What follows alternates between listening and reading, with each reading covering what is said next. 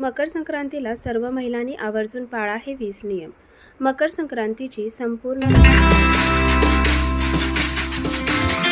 श्री स्वामी समर्थ।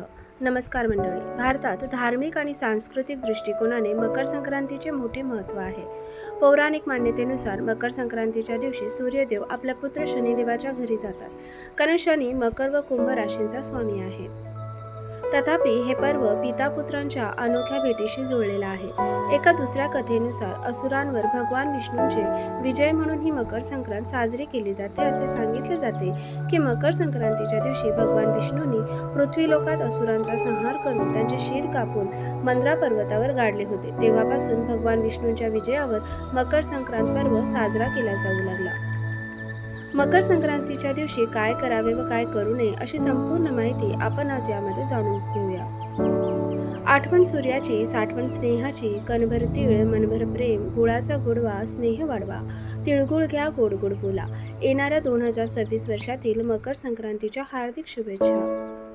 मकर संक्रांत हा सौभाग्यवती स्त्रियांसाठी खूप खास सण मानला जातो, कारण प्रत्येक स्त्रियांना छानच तयार व्हायला खूप आवडतं। त्यामुळे मकर संक्रांतीचा दिवस स्त्रियांसाठी खूप मोठा सण आहे। आज मी तुम्हाला मकर संक्रांती कशावर आली आहे व सौभाग्यवती स्त्रियांनी त्या दिवशी कोणत्या रंगाची साडी नेसावी, त्याचबरोबर कोणत्या रंगाची साडी चुकूनही नेसू नये, शिवाय संक्रांतीसाठी कोणते शुभ रंग आहेत, बांगड्या भरताना कोणत्या रंगाच्या बांगड्या हे अजिबात घालायच्या नाहीत आणि कोणत्या प्रकारच्या बांगड्या घालाव्यात, बोरनान किंक्रांत म्हणजे काय, अशी संपूर्ण माहिती आपण आजच्या व्हिडिओमधून पाहणार आहोत। त्याआधी चॅनलवरती नवीन असाल तर सबस्क्राईब करा आणि व्हिडिओला एक लाईक करून कमेंटमध्ये ओम सूर्याय नमः असे नक्की लिहा। मकर संक्रांत 2026 ही 14 जानेवारीला बुधवारी आहे। पौष महिन्यात जेव्हा सूर्य मकर राशीत प्रवेश करतो आणि या दिवसापासून सूर्याचं उत्तरायण सुरू होतं, म्हणजे सूर्य हा पूर्वेला उगवतो परंतु उत्तरेकडे थोडासा झुकलेला असतो आणि या संक्रांतीपासून वातावरणातील थंडी ही हळूहळू कमी होत जाते आणि संक्रांतीपासून दिवस हा हळूहळू मोठा होत जातो। मकर संक्रांतीला स्नान, दान, धर्म, देवाचे दर्शन, तप याला विशेष असे महत्त्व आहे। या दिवशी पवित्र नद्यांमध्ये स्नान करणं खूप पुण्यकारक मानलं जातं। संक्रांत जवळ आली की प्रत्येकाची चर्चा असते की यंदा संक्रांत कशावर आली आहे, तर चला मग पाहूया। यंदा मकर संक्रांतीचा जो पुण्यकाळ आहे, बुधवार 14 जानेवारी 2026 ला दुपारी ठीक 3:06 पासून सूर्य मकर राशीत प्रवेश करणार आहे। संक्रांतीचा पुण्यकाळ हा 3:06 पासून ते सूर्यास्तापर्यंत म्हणजे 6:20 पर्यंत असणार आहे आणि हा 3:06 ते 6:20 पर्यंतचा पुण्यकाळ मानला जातो। या कालावधीमध्ये तुम्ही दान, धर्म, कर्म करू शकता। हिंदू धर्मात संक्रांत ही एक देवता मानली गेली असून प्रतिवर्षी ती येताना वेगवेगळ्या वाहनांवर बसून येते। यावर्षी मकर संक्रांत कशावर बसून येईल, म्हणजे मकर संक्रांतीचे वाहन वाघ आणि उपवाहन घोडा असेल। पिवळ्या रंगाचे वस्त्र परिधान केलेले असून हातामध्ये गदा घेतलेली आहे। तिने केशराचा तिलक लावलेला असून वयाने ती कुमारी आहे व बसलेल्या अवस्थेत असून तसेच वासाकरिता जाईचे फूल तसेच पायस म्हणजेच खीर भक्षण करत आहे। सर्प जाती आहे, भूषणार्थ मोती धारण केला आहे। वार व नक्षत्र नाव मंदाकिनी असून समुदाय मुहूर्त 45 आहे। पूर्वेकडून पश्चिमेकडे जात आहे व वायव्य दिशेस पाहत आहे। संक्रांतीने ज्या वस्तू परिधान केल्या आहेत त्या वस्तू महाग होतील। संक्रांती जिथून आली आहे त्या लोकांना सुख मिळेल। या दिवशी सूर्याला चंदन मिसळून जल अर्पण केल्याने पद व मान वाढतो। तसे संक्रांतीच्या दिवशी दात घासणे वज्र आहे। आता बघा, संक्रांतीला स्त्रियांना प्रश्न पडलेला असतो की या दिवशी कोणत्या रंगाची साडी नेसावी किंवा कोणत्या रंगाची साडी नेसू नये। तर आपल्या धर्मामध्ये प्रत्येक रंगाचं एक वेगळं आणि अनन्यसाधारण असं महत्त्व आहे, कारण प्रत्येक रंग तुम्हाला एक वेगळी ऊर्जा प्रदान करतो। काही रंग हे सकारात्मक शुभदायी लहरी प्रदान करतात, तर काही रंग अशुभ मानले जातात, नकारात्मकतेचे प्रतीक मानले जातात। पण आपल्या हिंदू धर्मात काही 4-5 रंग आहेत ते खूप शुभ मानले आहेत। प्रत्येक कार्यासाठी किंवा देव कार्यासाठी हे रंग वापरले जातात। त्यामध्ये पहिला रंग आहे तो म्हणजे हिरवा। हा सौभाग्याचा प्रतीक मानला जातो, कारण नवरी लग्नामध्ये हिरव्या रंगाचा चुडा भरते किंवा महिला लग्न झाल्यानंतर हिरव्या रंगाच्या बांगड्या हातात घालतात, कारण त्यामुळे त्यांच्या पतीचं आयुष्य वाढतं असं धर्मशास्त्र सांगते। त्याचबरोबर शास्त्रात हिरव्या रंगाला खूप महत्त्व आहे। आपल्या देवीची ओटी भरताना हिरव्या रंगाचा ब्लाऊज पीस किंवा हिरव्या रंगाची साडी घेतो, त्यावरून हिरवा रंग हा देवीला किती प्रिय आहे तर ते आपल्याला समजतं। त्यामुळे जर शक्य झालं तर तुम्ही तुमच्याकडे असेल तर हिरव्या रंगाची साडी ही अवश्य नेसावी। पण हिरव्या रंगाची साडी जर असेल तर आपल्या हिंदू धर्मामध्ये लाल रंग हा सुद्धा खूप शुभ मानला जातो. तुम्हाला रोज देवीची पूजा करताना किंवा कोणतीही पूजा मांडताना आपण पाटावरती लाल रंगाचे वस्त्र टाकतो, कारण लाल रंग हा सर्व देवांना त्याचबरोबर माता लक्ष्मीला सुद्धा अत्यंत प्रिय आहे. हा रंग सौभाग्याची उमंग आणि नवीन जीवनाचे प्रतीक मानला जातो. त्याचबरोबर आपल्या सौभाग्यातील एक सर्वात महत्त्वाची गोष्ट म्हणजे कुंकू. हे सुद्धा लाल रंगाचं असतं, कारण की सौभाग्यातील सगळ्यात महत्त्वाची गोष्ट म्हणजे हळदी कुंकू. त्यामध्ये कुंकवाचा रंग हा लाल असतो, त्यामुळे लाल रंगाचे महत्त्व हे खूप जास्त आहे. त्यामुळे शक्य असेल तर तुम्ही मकर संक्रांतीला लाल रंगाची साडीही नेसू शकता. पुढचा रंग आहे केशरी. केशरी रंगाची साडी सुद्धा नेसू शकता. हा केशरी रंग ज्ञान, शुद्धता आणि सर्वांचंच प्रतीक आहे. छत्रपती शिवाजी महाराजांच्या सेने ध्वज रामकृष्ण आणि अर्जुन यांच्या रथाचे ध्वज केशरी रंगाचे होते, कारण की केशरी रंग हा शौर्य, बलिदाने, वीरताचे प्रतीक मानला जातो. तसेच केशरी रंग हा देवी शक्तीचे प्रतिनिधित्व करतो. या रंगातून एक सकारात्मक ऊर्जा प्रवाहित होते. त्यामुळे तुम्ही केशरी रंगाची साडी जरी घातली तरी सुद्धा एक नवीन प्रकारची ऊर्जा मिळते. त्यानंतर सर्व स्त्री वर्गाचा आवडता रंग म्हणजे गुलाबी रंग. गुलाबी रंग हा प्रत्येक स्त्रीला खूप आवडत असतो. गुलाबी रंग हा प्रेमाचा रंग मानला जातो. हा रंग आनंदाचं प्रतीक मानला जातो. गुलाबी रंग हा स्त्रियांना आकर्षित करत असतो.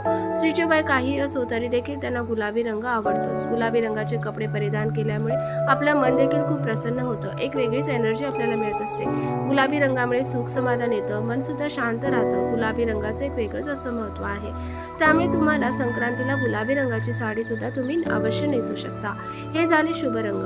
आणि संक्रांतीच्या दिवशी अशा रंगाचे कपडे परिधान केल्यामुळे हे रंग बाहेरची उष्णता शोषून घेतात आणि आपले शरीर उबदार ठेवतात. थंडीपासून आपलं संरक्षण व्हावं म्हणून गडद रंगाचे कपडे या दिवशी घातले जातात. त्याचबरोबर तुम्ही चिंतामणी, कलर पोपटी, कलर राणी, कलर क्रीमच्या साड्या सुद्धा नेसू शकता. तसेच या दिवशी काळ्या रंगाची साडी आवर्जून घातली जाते. सर्व रंगाच्या साड्या तुम्ही नेसू शकता, फक्त पिवळ्या रंगाची साडी नेसायची नाही, कारण संक्रांती देवीने ज्या रंगाचे वस्त्र परिधान केलेले असते त्या रंगाची साडी वस्त्र या दिवशी परिधान करू नये असं सांगितलं जातं. म्हणजेच ही पद्धत पूर्वीपासून चालत आली आहे. यावर्षी 2026ला यंदा संक्रांती पिवळ्या रंगावर आली आहे. त्यामुळे यावर्षी संक्रांतीला पिवळ्या रंगाची साडी आपण चुकूनही नेसायची नाही. त्यानंतर बांगड्यांबद्दल सांगायचं झालं तर संक्रांतीला प्रत्येक स्त्रिया बांगड्या भरत असतात. 16 शृंगारामध्ये बांगड्यांचा समावेश असतो. त्यामुळे आपल्याला हिंदू धर्मात बांगड्यांना सुद्धा खूप महत्त्व आहे. संक्रांतीला सर्व स्त्रिया छान छान काठपदराच्या साड्या घालतात, हळदी कुंकू करतात, तिळगुळ देतात आणि त्यामुळे आपल्या हातामध्ये 2-2 तरी काचेच्या बांगड्या असायलाच पाहिजेत. तुम्ही हिरव्या रंगाच्या बांगड्या घालण्याचा प्रयत्न करा, कारण हिरवा रंग हा शुभ आणि सौभाग्याचे प्रतीक मानला जातो. आणि असं सुद्धा म्हणतात की हिरव्या रंगाच्या बांगड्या घातल्यामुळे आपल्या सौभाग्यामध्ये वाढ होते, म्हणजेच आपल्या पतीचे आयुष्य वाढतं असं धर्मशास्त्र सांगतं. त्यामुळे शक्यतो तुम्ही काचेच्या आणि हिरव्या रंगाच्या बांगड्या घाला. बांगड्या घालताना एका हातामध्ये 6 आणि दुसऱ्या हातात 7 अशा प्रकारच्या बांगड्या घालायच्या आहेत. बांगड्या घालण्याचे नियम देखील आहेत. आपण कासाराकडे गेलो असता तो आपल्याला अशाच प्रकारे बांगड्या भरतो, म्हणजे एका हातामध्ये एक बांगडी जास्त घालायची. मग बांगडी तुम्ही कितीही घालू शकता. आपण यावर्षी मकर संक्रांतीला बांगड्या घालू तेव्हा पिवळ्या रंगाच्या बांगड्या आपल्याला घालायच्या नाहीत. मकर संक्रांतीला बांगड्या घालत असताना हिरव्या काचेच्या बांगड्यांसोबत लाखेची एक बांगडी का होईना तुम्ही नक्की घाला. तसेच हिरव्या काचेच्या बांगड्या घालण्याला अनन्यसाधारण असं महत्त्व आहे. तुम्ही सोन्याच्या कितीही बांगड्या घातल्या तरी देखील काचेच्या हिरव्या रंगाच्या बांगड्या आवर्जून घाला. बांगड्या घालत असताना मेटलच्या बांगड्या, प्लास्टिकच्या बांगड्या चुकून देखील घालू नका. पिचक्या बांगड्या हातामध्ये ठेवू नका, त्यामुळे आपल्या घरामध्ये दारिद्र्य येतो. त्यासाठी पिचक्या बांगड्या असतील तर लगेचच हातामधून दूर करा. आता सगळ्यांना पडलेला महत्त्वाचा प्रश्न म्हणजे पिवळ्या रंगावर संक्रांती आली आहे तर हळदी कुंकू लावावे का, तर हळद लावावी का. तर हळद ही पिवळ्या रंगाची असते, तरी देखील आपण हळदी लावू शकतो, कारण की देवीने केशराचा टिळा लावलेला आहे.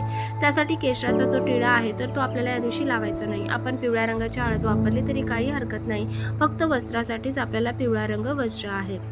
सणासुदीला आपण दागिने घालत असतो, कारण की दागिन्यांशिवाय आपल्याला कोणता शृंगार हा कंप्लीट होत नाही. तर सोन्याचे दागिने देखील पिवळ्या रंगाचे असतात. तर मकर संक्रांतीला सोन्याचे दागिने घालावे का असा प्रश्न देखील बरेच जण विचारतात. तर दागिने तुम्ही घालू शकता, कारण फक्त आपल्याला वस्त्राचा जो रंग पिवळा आहे तो वज्र करायचा आहे. सोन्याचे दागिने हळद वापरू शकता. यावर्षी मकर संक्रांतीला संक्रांती देवीने मोती धारण केलेला आहे, त्यासाठी तुम्ही मोतीचे दागिने जे आहेत तर ते देखील तुम्ही वापरायचे नाहीत. या व्यतिरिक्त तुम्ही सोन्याचे दागिने वापरू शकता. तसेच यावर्षी संक्रांती देवीने वासासाठी जाईचे फूल घेतले आहे, त्यासाठी आपल्याला जाईच्या फुलांचा गजरा अजिबात घालायचा नाही. या व्यतिरिक्त तुम्ही गुलाब शेवंती, मोगरा, अबोली अशा फुलांचा गजरा घातला तर काहीही हरकत नाही. फक्त आपल्याला जाईच्या फुलांचा गजरा हा वर्ज्य करायचा आहे. यावर्षी मकर संक्रांती देवीने पायस भक्षण करीत आहे. म्हणजे बघा, पायस म्हणजे खीर. तर या दिवशी खीर आपल्याला चुकून देखील खायची नाही. तुम्ही कोणतीही खीर या दिवशी खाऊ नका, कारण की देवी जे करत आहे ते आपण करू नये असं सांगितलं जातं. त्यासाठी ती पायस भक्षण करीत आहे, म्हणजे खीर खात आहे. त्यासाठी या दिवशी आपल्याला खीर घरामध्ये बनवायची नाही आणि खायची देखील नाही. मकर संक्रांतीच्या दिवशी दान करण्याला अनन्यसाधारण असं महत्त्व आहे. या दिवशी तुम्ही नवे भांडे, गाईला घास, तिळपात्र, गूळ, तीळ, सोने, भूमी, गाय, वस्त्र, घोडा इत्यादी यथाशक्ती दान करू शकता. बुधवारी 14 जानेवारीला संक्रांत हा सण साजरा केला जाईल, तर गुरुवारी 15 जानेवारी रोजीला किंक्रांत म्हणजेच हा सण साजरा केला जाईल. फार वर्षापूर्वी किंक्रासूर नावाचा एक राक्षस होता. तो लोकांना फार पीडा देई. त्याला मारण्यासाठी देवीने संक्रांतीचे रूप घेतले आणि या संक्रांती देवीने किंक्रासुराला ठार केले आणि लोकांना सुखी केलं. संक्रांती देवीने मकर संक्रांतीच्या दुसऱ्या दिवशी किंक्रासूर नावाच्या राक्षसाला ठार मारले आणि त्याच्या जाचातून प्रजेला मुक्त केले आणि म्हणूनच हा दिवस किंक्रांत म्हणून साजरा केला जातो. पंचांगामध्ये हा सण करीदिन म्हणून देखील ओळखला जातो. हा दिवस शुभ कार्याला वापरला जात नाही. तसेच या दिवशी कोणतेही शुभ कार्य केले जात नाही. किंक्रांतीच्या दिवशी स्त्रिया हळदी कुंकू समारंभ साजरा करतात. या दिवशी स्त्रियांनी शेणात हात घालू नये असं सांगितलं जातं. केर कचरा काढण्यापूर्वी वेणी घालावी असे देखील सांगितलं जातं. तसेच या दिवशी केस देखील धुतले जात नाहीत. तसेच दुपारी हळदी कुंकू करतात अशी प्रथा देखील किंक्रांतीतल्या महाराष्ट्रामध्ये पाळल्या जातात. तसेच या दिवशी बेसनाचे धिरडे करून खाण्याची देखील प्रथा आहे. किंक्रांतीच्या दिवशी चांगल्या कामाची सुरुवात करू नये, लांबचा प्रवास करू नये, देवाची पूजा करू नये. तर या दिवशी देवाची पूजा करून गोडाचा किंवा गुळाचा नैवेद्य अर्पण करावा. घरामध्ये वादविवाद करू नये, मन शांत ठेवावे, शांत चित्त ठेवून सर्वांशी आदराने वागावे. कुलदेवता, कुलदेवीला, सर्व देवांचे पूजन तसेच नामस्मरण करावे, नाम जप करावा. ही सर्व कामे किंक्रांतीच्या दिवशी आवर्जून करावी किंवा काही कामे ही नवीन वर्षात करावी. या दिवशी लांबचा प्रवास करू नये. तसेच या दिवशी शुभ कार्य देखील करू नये.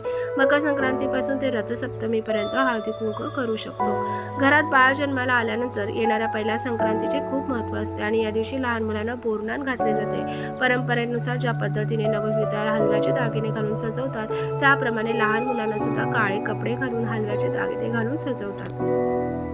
लहान मुलांचा कौतुक सोहळा असतो. बाळाचा जन्म झाल्यानंतर पहिल्या संक्रांतीला बोरनान घातलं जातं. या शिशु संस्काराची व्याख्या म्हणजे लहान मुलांना उत्तम आरोग्य लाभावे म्हणून बोरनान घालण्याची पारंपरिक पद्धत आहे. बोरनांसाठी कोणत्याही मुहूर्ताची गरज भासत नाही. बाळ अगदी लहान असल्यापासून 1 ते 3 वर्षापर्यंत बोरनान करता येतं. या कार्यक्रमात बाळाला घालण्यासाठी काळ्या रंगाचा ड्रेस निवडावा, हलव्याचे दागिने निवडावेत आणि त्या दागिन्यांमध्ये तिळाचा वापर हा केलेला असतो. तसेच लुटण्यासाठी मुरमुरे, बतासे, बोर, करवंद, तिळगुळ, फुटाणे, उसाचे तुकडे, हरभरे आणावे. सध्या लोक त्यामध्ये बिस्किट, चॉकलेटचा देखील समावेश करतात आणि या कार्यक्रमासाठी नातेवाईक तसेच शेजारी बाजारांना बोलवावे. खाली स्वच्छ आसन पसरवून त्यावर तांदळाची किंवा गव्हाची रांगोळी काढून त्यावर पाट ठेवावा. बाळाला त्यावरती बसून ओवाळावे आणि मग बाळाच्या डोक्यावरून सर्व पदार्थ हळुवारपणे ओतावेत. इतर मुलांना ते लुटण्यासाठी सांगावे. बोरनान का करायचं तर बघा, या संदर्भात अशी एक आख्यायिका आहे की करी नावाचा एक राक्षस होता आणि त्या करी राक्षसाची वाईट विचार मुलांवरती पडू नये यासाठी सर्वात आधी हे श्रीकृष्णावरती केलं गेलं होतं. नंतर ही प्रथा पडली आणि तेव्हापासून बोरनान हे केलं जातं. लहान मुले ही श्रीकृष्णाच्या स्वरूपात आहेत आणि त्यांच्यावरती करी राक्षसाचे वाईट विचार दृष्टी पडू नये असं म्हणून लहान मुलांवरती बोरनान केलं जातं. तसेच शास्त्रामध्ये बघितलं तर या कालावधीत वातावरणात असे अनेक बदल होत असतात. लहान मुलांना या बदलत्या ऋतूची बाधा होऊ नये म्हणून या काळात मिळणारी फळे मुलांना खायला घातली जातात.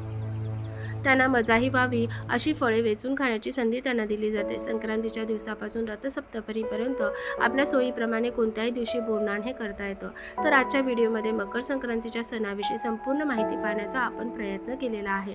व्हिडिओ आवडला असेल तर जास्तीत जास्त लोकांना नक्की शेअर करा. चॅनलवरती नवीन असाल तर सबस्क्राईब करा. तसेच हा व्हिडिओ शेवटपर्यंत पाहिल्याबद्दल मनापासून खूप खूप आभार. धन्यवाद.